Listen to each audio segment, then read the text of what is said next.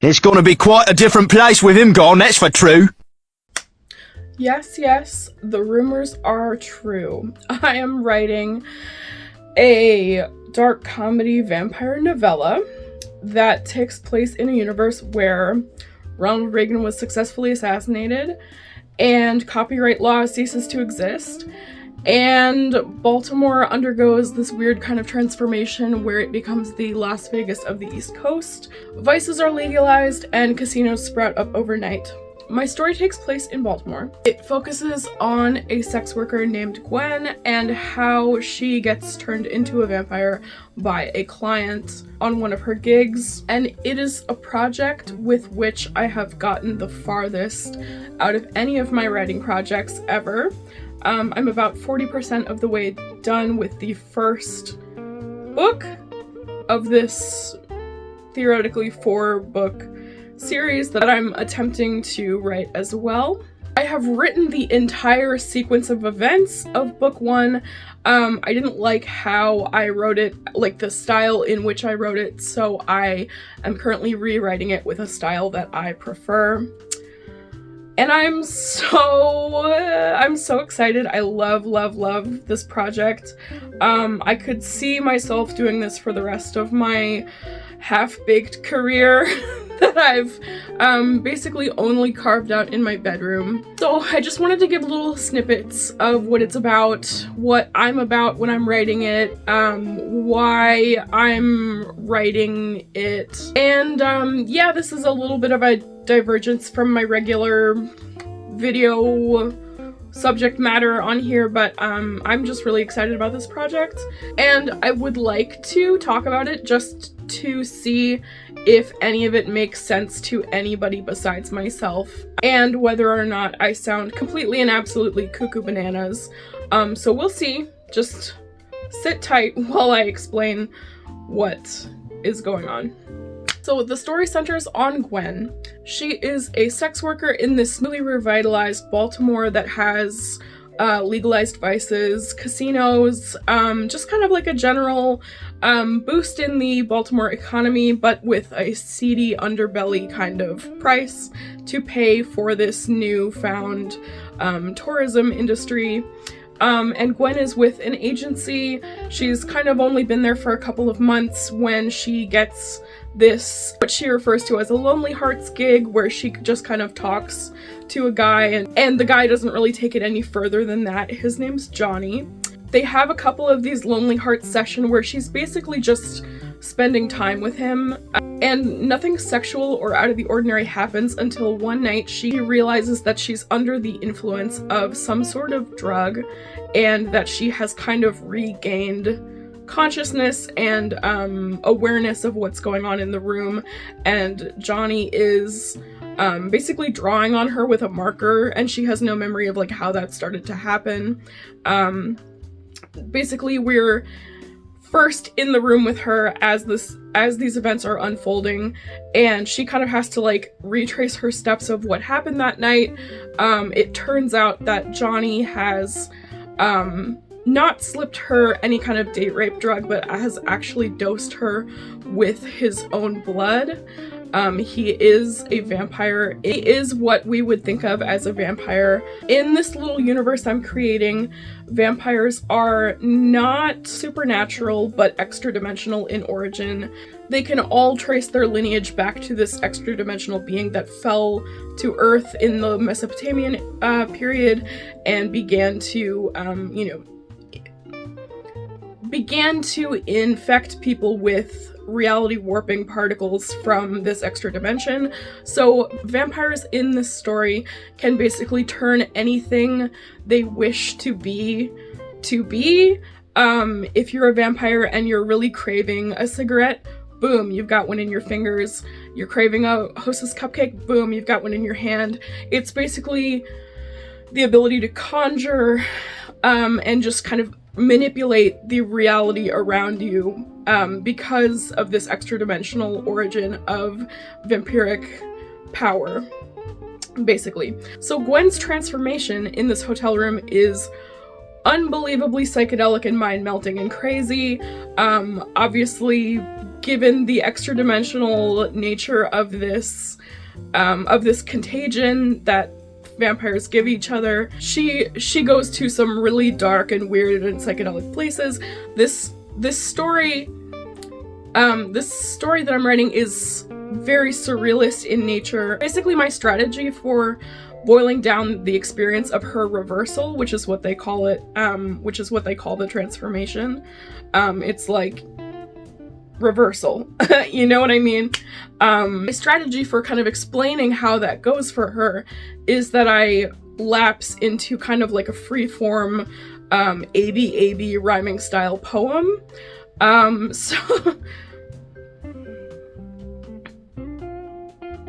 And basically, once she's transformed into a priest, which is what vampires call themselves in this story, she kind of has to stick with Johnny and learn how to manipulate this newfound power she has to completely change the world around her to her own whim. And of course, this is not easy at first.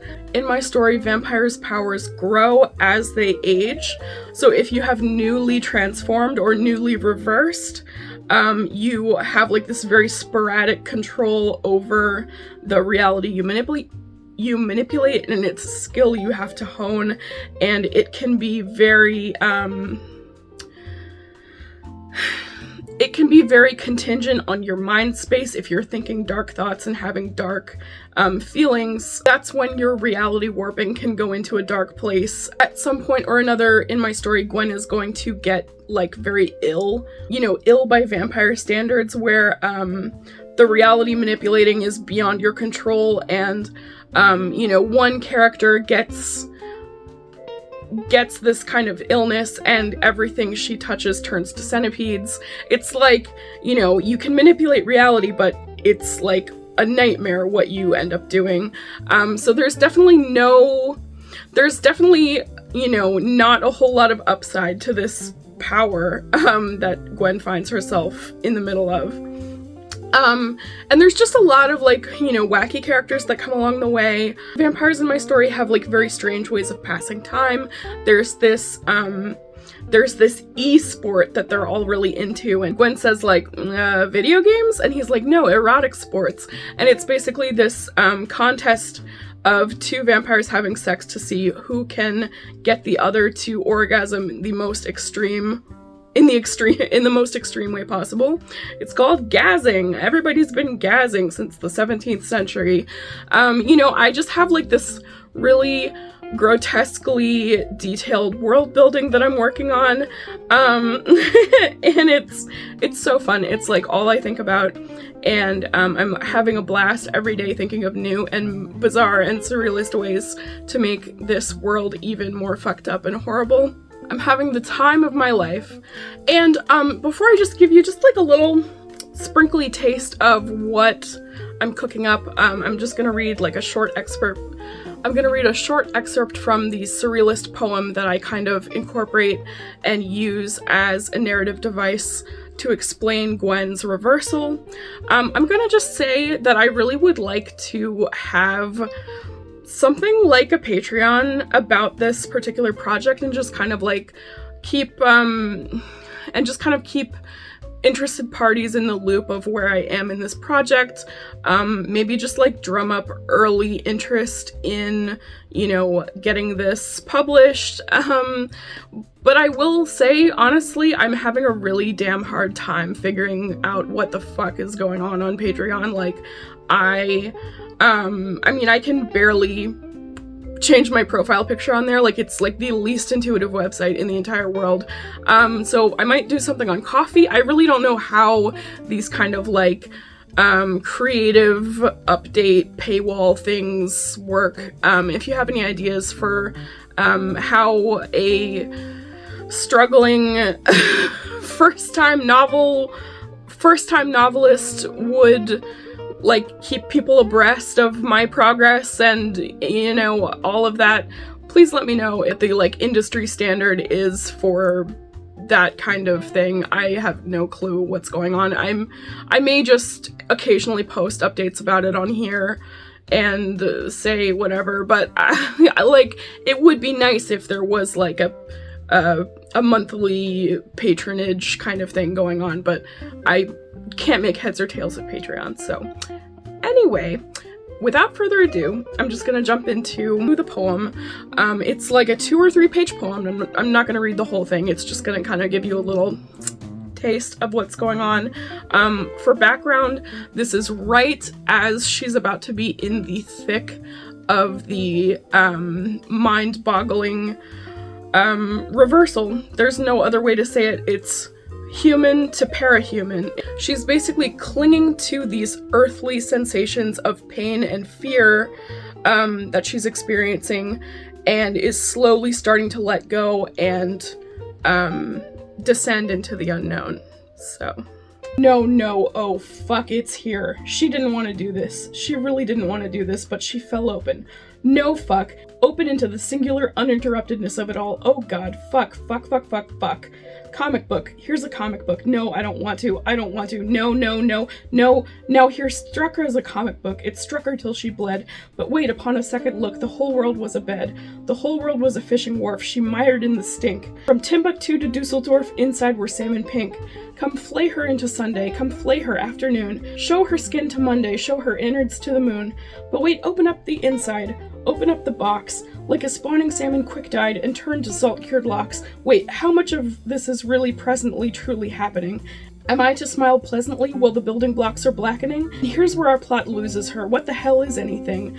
A hug for who abuses her, for he who broke her wing. Wait, and oh, it's lonely at the bottom, and oh, it's lonely at the top. Spring, summer, winter, autumn, please God make it stop. Wait, Gwendolyn T. Milgram, this is your one tour guide. You make quite the little pilgrim, if a little flawed. I'll speak to you more later, just know, kid, that I'm here. Just know, kid, that I'm greater than a sky crowd insincere. Oh shit, maybe you'll forget this, but I'm opening your door to the things you knew before you went and met this dandy patron of a whore. And yes, I love you more than anyone, my girl of 22. Little deaths you have so many done, and even more you shall accrue. Think of this journey as a gasm, a shiver and a sigh. Some learning while you spasm, what's the difference if you cry? I love you, Gwenny Milgram, you're my favorite of them all. My love for you distills from the grace from which you fall. Please remember that you met me, and remember I am you, though if you needed to forget me, that's what you're free to do. So on, so on, so on. If wishes were not wanted things, then nothing would get done. So you're pulling on my puppet strings, but babe, did I have fun? That's all that matters, really. It's the fun that makes you smile. I'm a fearsome little filly. It'll last me for a while. A little filly, really? Gadzooks, do I feel silly. Huh. Your sport coat is all twilly. It'll last you for a while. Alligator, crocodile, I am now a single file, my brain matter in a vial. With your tacky sock or guile, shiny vomit in a pile, heaved from esophagus to tile, not so chunky only bile, stomach contents into chyle, messy cleanup in the aisle, the most messy by a mile, and acquittal in a trial, dial M for murder dial, if you'll hold me close then I'll ignore your junk sick guile, and wade your azure Nile, and admire your profile in your generated style, me meanwhile. The vomit was here and quick as it was gone, spirited away by John. What is next? What did I learn? What did I learn? No what? No what? What if I just... Oh, ow. Oh, God. How am I ever going to... Oh, wait. No, yeah, but I didn't even... No, I get it. No, I get it. Yeah, that was crazy. Yeah, I guess. No, I mean, I was just having the craziest dream, but, like, I was awake? Yeah, I guess. Weird, I don't remember that at all. Really? What? It was like over there? Like chainsaws and shit? Am I gonna keep doing that or the worst is over? Okay. Okay, cool. Oh, yeah, I mean, I guess I'm okay. It, like, hurts a lot and I feel weird. No, I'm fine. Was I being normal the whole time or... Really? We were just talking? Oh, so it's like being blackout drunk or whatever? No, only once. I'm just speculating. How much time do I have left anyway? Oh, only 4 hours? Wow. So, yeah. I peppered in a little bit of messages from God in there. I don't know if you picked up on that. Poem kind of tapers out into dialogue between the two characters of like, what the fuck just happened? And Johnny is kind of reassuring her that the worst is almost over. And how fucked up and bad it was. So I'm so excited about this project. I have so much more to do. Obviously I have books 2, 3, and 4 to write, but book 1, almost done. What am I gonna do with it once it's done? I have no idea. I don't know. I don't know anyone in publishing. I don't know anyone who wants to do what I want to do. I have no connections. So, whatever. If I write this and it goes nowhere, I don't care. I love this project so much, and I'm writing it for me. Isn't that allowed? I mean, isn't that allowed? But yeah, anyway, I would love to know thoughts, questions, comments, concerns in the comments. I'm always curious to hear from you. Let me know if there's like any kind of, like, I could send out zines. I mean, like, I'm just trying to, like, it would be nice for me to have just like another little revenue stream for my troubles in terms of like writing this whole book from scratch. So like, you know, like zines, Patreon, if I can ever figure that out, coffee, I don't know. Let me know your thoughts about that, because I'm just clueless about stuff like that, so. Well, always curious to know your thoughts. If this is not the kind of content you signed up for when you followed me, then just tell me and I just will take this party elsewhere. Anyway, until next time, bye!